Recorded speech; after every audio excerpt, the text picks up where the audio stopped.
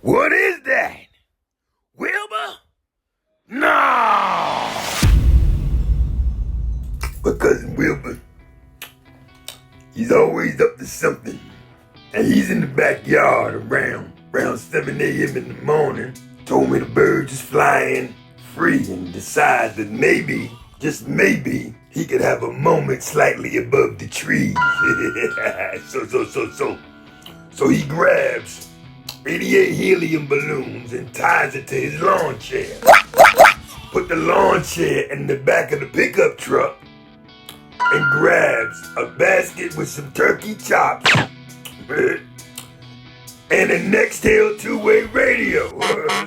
Now, he said to himself, maybe I'll take a quick flight up and back, no big deal. Now, for somebody to be thinking like that, they definitely ain't afraid of heights. You dig it? In fact, Wilber used to jump out of planes, so here we go. No soon as he said to himself, what if the rope snapped and the lawn chair shot up like a tick on a rug rack?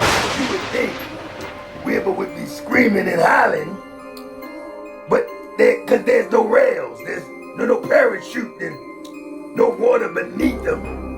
Trust me, that ground is unforgiving if you drop 1,900 feet.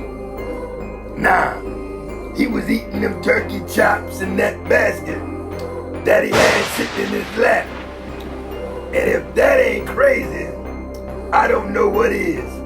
And how is he even related to me? Good God almighty. They said planes began calling it in, talking about there's an old guy floating in some kind of makeshift lawn chair, and it appears to be eating something.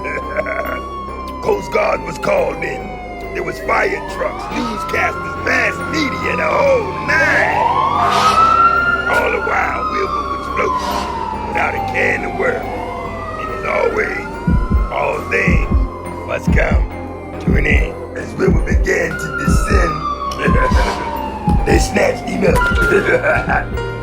As for now, visitations is once a month until he confesses that he'll never do this again. Alright now, boys and girls, I'll talk to you later. I'm out.